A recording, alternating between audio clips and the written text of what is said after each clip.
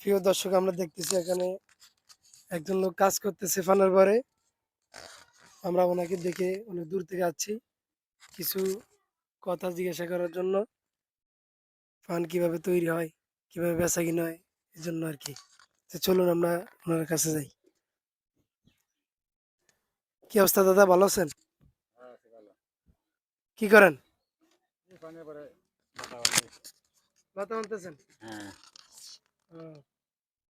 এই লতাটা বাঁধার কারণ কি? এটা বানলে কি হয়? লম পড়ে গেছে অন্তত না বান্ধা তো ভাঙা দেব, ভাঙা তো নিচে থেকে করে দেব। মানে এই যে ফানের আগাটা লাম্ব হয়ে গেছে, না মানলে ভেঙে ফিরে যাবে, এই জন্য বাঁধেন। ও, আজকে এই বরটা কি আপনাকে নতুন নাকি অনেক আগে করছিলেন? এই গেল বছর করছি। এটা প্রথম কিভাবে করা লাগে? প্রথমে যা করতে হয় তারপরে ধরো আস্তে ধীরে লতা লাগাইতে হয়, এইভাবে করতে হয়। তার মানে এই লতা লাগানোর কয়দিন পর আর কি ফান মানে বাইরে হয় আর কি, লতা বড় হয়? 6 মাস পর। 6 মাস লাগে।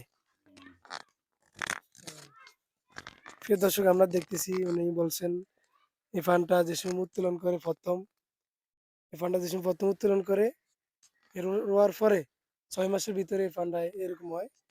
এটার বয়স 6 মাস হয়েছে। আপনি দেখেন এই হচ্ছে বড় অবস্থা।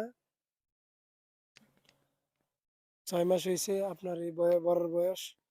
এখান থেকে ফান বিভিন্ন রাষ্ট্রে যায়, দেশে যায়। এখান থেকে সবাই নিয়ে আর কি খায়, দেখেন আপনারা।